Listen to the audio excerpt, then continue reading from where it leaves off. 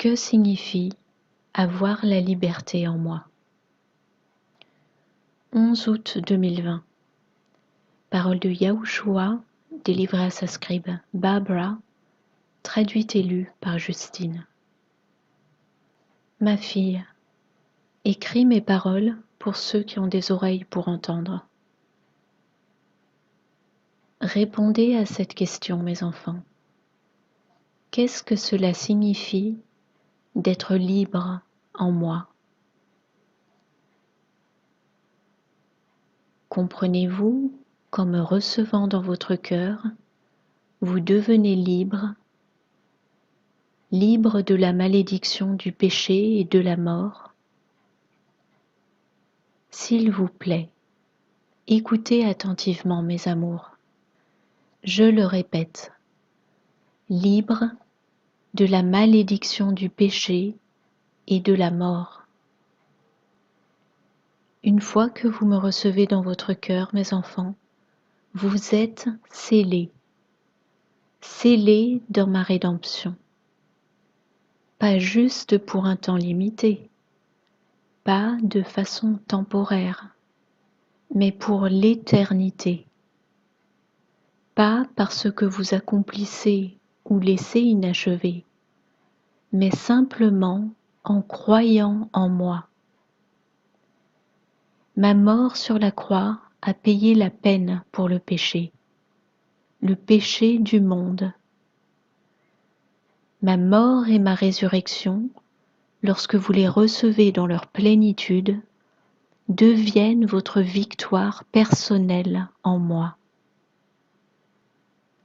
Beaucoup de mes enfants comprennent ma victoire et la reçoivent pour eux-mêmes, tandis que beaucoup d'autres, au contraire, ne la reçoivent pas comme telle. Ils croient qu'ils ont le droit et le devoir, et d'une certaine manière la capacité, d'ajouter à ce que j'ai déjà accompli. S'il vous plaît, mes enfants, réalisez et comprenez. Tétélestai, payez en totalité. Tétélestai, Strong grec 5055, qui signifie tout a été exécuté, accompli, achevé, amené à son extrémité, sa complétion. En langue grecque, c'est la dernière parole que Jésus a prononcée sur la croix, juste avant de rendre l'esprit. Le Seigneur a poursuivi. Cela signifie que j'ai payé le prix dans son intégralité et que j'ai retiré de mes enfants la malédiction de la chair qui était attachée à eux. J'ai enlevé cette malédiction maintenant et pour l'éternité. Cela signifie maintenant et pour toujours. Par conséquent, si la malédiction du péché et de la mort a été abolie, vous n'êtes plus obligé de vivre sous cette malédiction. La malédiction existe toujours pour ceux qui ne m'ont pas reçu, mais pour ceux qui croient en moi et qui m'ont reçu dans leur cœur, la malédiction a été supprimée. Comme ma création occupe des corps de chair et est sujette à des modes de pensée charnels, beaucoup continuent de croire à tort. Ils croient qu'ils doivent continuellement obtenir leur propre victoire contre le péché.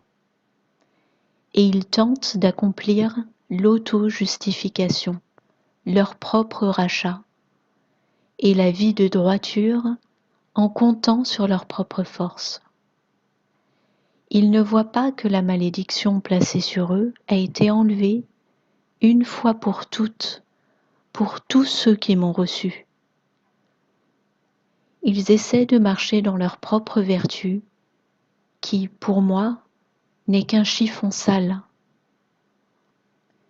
Quelle liberté trouve-t-il en moi quand il se replace sous la malédiction? Pour beaucoup, mon plan de salut semble trop simple. L'orgueil de leur chair ne leur permettra pas de le recevoir vraiment.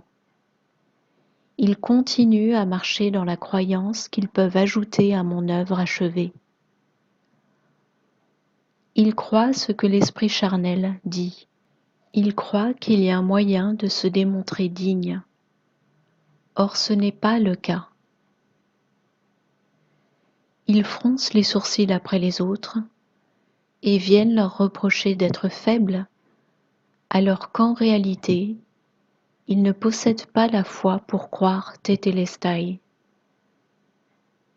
Ils marchent en se chargeant d'un lourd fardeau et concentrent leur lutte sur eux-mêmes. C'est parce qu'ils s'appuient sur eux-mêmes pour vivre dans la justice et ne s'appuient pas sur mon Esprit Saint. Ils ne comprennent pas qu'ils sont scellés et ils se battent avec leur chair à chaque instant plutôt que de se reposer sur moi et s'abandonner à moi, persistant à croire qu'ils peuvent, d'une façon ou d'une autre, parvenir à vaincre le péché par leur propre force. Ce n'est pas ainsi que je veux voir mes enfants vivre, car dans cette façon de croire, ils n'ont aucun repos.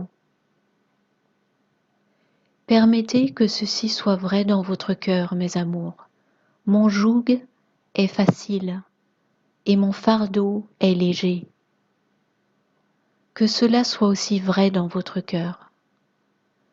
Dieu a tant aimé le monde qu'il a donné son Fils unique, afin que quiconque croit en lui ne périsse pas, mais ait la vie éternelle. Que cela soit aussi vrai dans votre cœur. Mais à tous ceux qui l'ont reçu, il a donné le pouvoir de devenir fils de Dieu, tous ceux qui croient en son nom. L'orgueil bloque la foi chez beaucoup de mes enfants. Ils croient que je suis mort sur la croix, mais ils n'ont pas reçu mes bénéfices. Ils n'ont pas réussi à se reposer en mon œuvre achevée. Ils se sont chargés eux-mêmes de lutter contre le péché par leurs propres moyens. Ils ne comprennent pas la différence entre le salut et la sanctification. Ils croient que le salut est un processus et ils croient que la repentance est une réponse perpétuelle à leurs péchés, alors que sa véritable signification consiste à tourner volontairement le dos à la malédiction en faisant le choix de venir vers moi et le salut que j'offre. Vous devez réaliser, mes enfants, que la sanctification ne peut venir qu'après avoir reçu le salut. Car la sanctification ne peut venir que par mon Esprit Saint.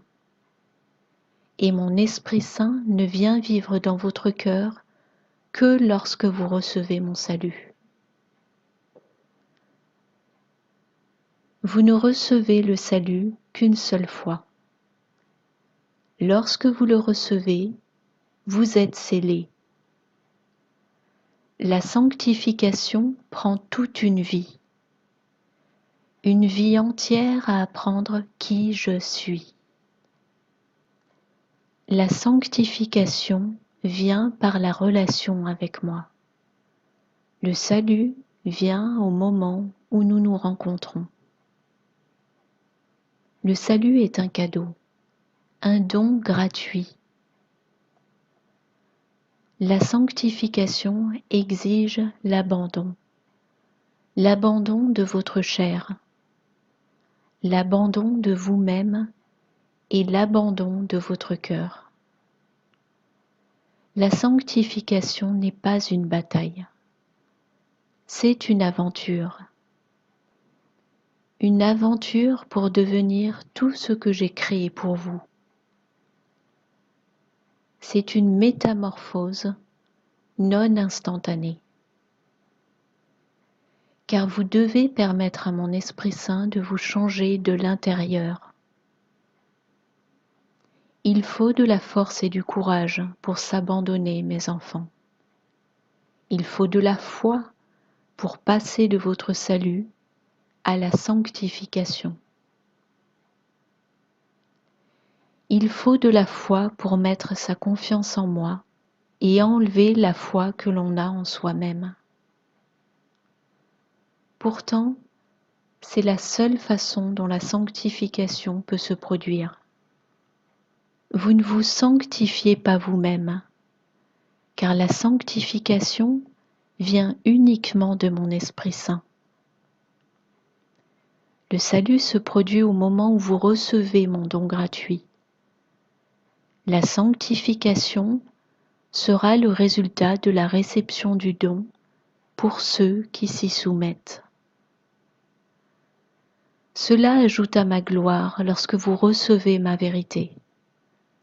Et cela m'attriste quand tant de gens continuent à vivre sous une malédiction qui a déjà été brisée.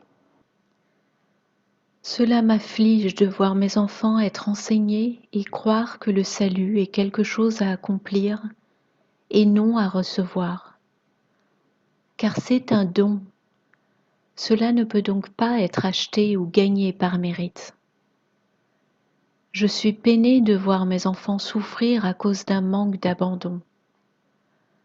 Cela me peine quand je vois mes enfants croire qu'ils peuvent se changer eux-mêmes et qu'ils luttent pour le faire, alors que s'abandonner à moi est la réponse parfaite.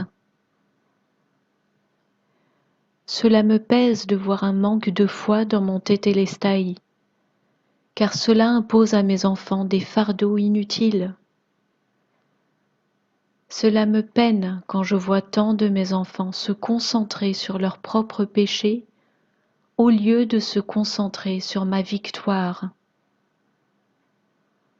Cela me désole de voir que beaucoup s'arrêtent au salut et ne s'abandonnent pas à la sanctification, laissant leur orgueil égoïste bloquer leur foi en ma capacité à les changer. Cela me fait mal de voir tant de mes enfants qui ne se reposent pas et qui luttent inutilement, dans l'espoir qu'ils puissent d'une manière ou d'une autre atteindre ce qui leur a déjà été offert. Ces choses sont un résultat des enseignements des hommes. Et quelle disgrâce sur ceux qui enseignent cela. Ces choses sont le résultat de l'orgueil charnel, qui empêche les oreilles d'entendre ma voix. Ces choses sont le résultat de l'abandon à l'orgueil, et non l'abandon à moi. J'ai le cœur brisé de voir ceux qui continuent à lutter avec leurs propres péchés, au lieu de déposer leurs péchés à mes pieds. J'ai le cœur brisé pour ceux qui ne peuvent pas comprendre la liberté qu'ils observeraient par leur propre abandon.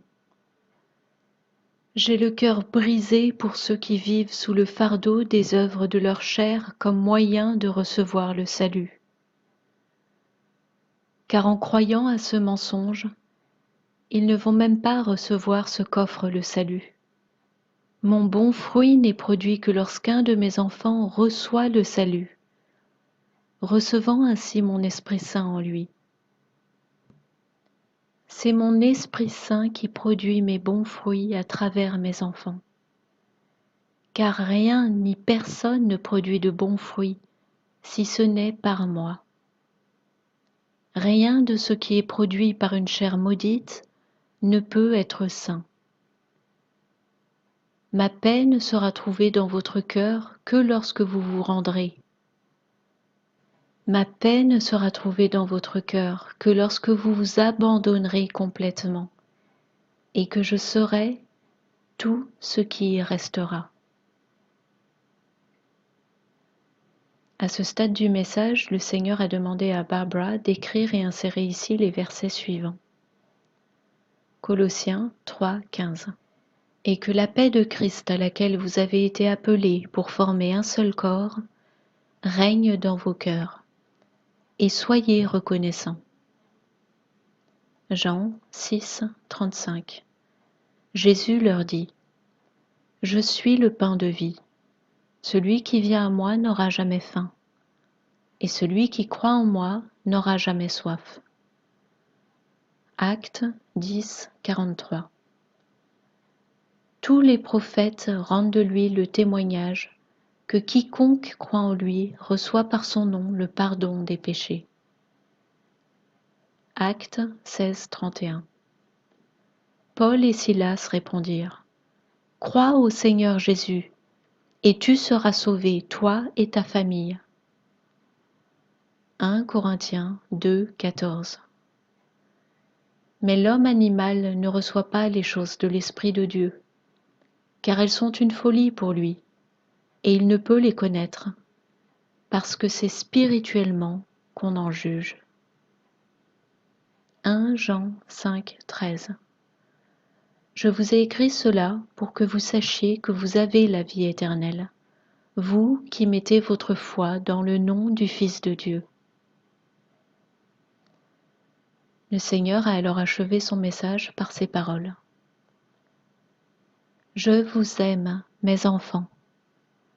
Yahushua HaMashiach.